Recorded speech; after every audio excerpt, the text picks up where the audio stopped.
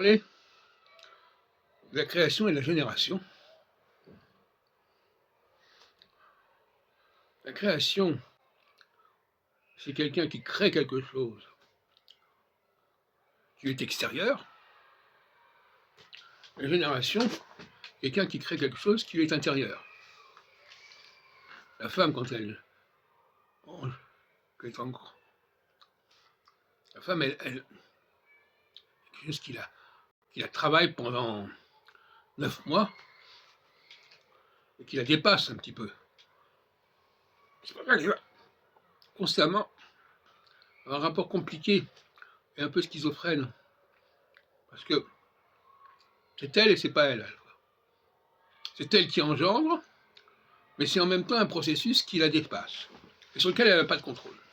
Le créateur, en revanche, le sculpteur, le musicien, lui, à tout instant, il contrôle sa création. Il peut la modifier. Ça dépend de sa volonté. La femme, elle est entraînée dans un processus qui la dépasse.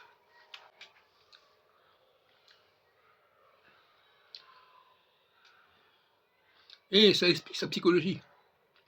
Savoir quel est un rapport compliqué avec elle-même. Parce qu'elle sait qu'en elle-même, il y a quelque chose qui fonctionne et qui la dépasse. Donc quand elle dit moi, mon moi, on ne sait pas si elle parle d'elle ou de cette instance qui la dépasse. Elle est complètement schizophrène, la femme. Ce qui fait son charme, si on peut dire.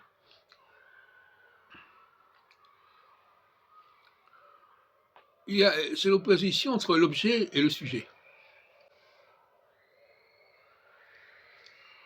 Dans la génération, celui qui crée, celui qui génère, il est le sujet d'une instance, d'un programme. C'est pour ça que la femme s'intéresse à l'astrologie. Parce que l'astrologie nous parle justement de ces forces qui agissent sur nous et que nous ne contrôlons pas et qui nous font agir. C'est pour ça qu'elle va vers l'astrologie. Elle a raison d'ailleurs quelque part, parce que c'est vrai que c'est comme ça qu'on fonctionne à ce niveau-là. L'homme, en revanche,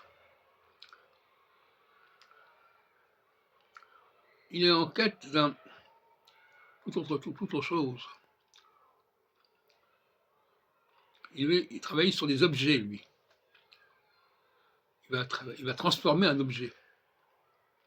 C'est ce que j'appelle la théologie transformatrice ou réformatrice. Il prend un objet et il le modifie, il le travaille, il le sculpte,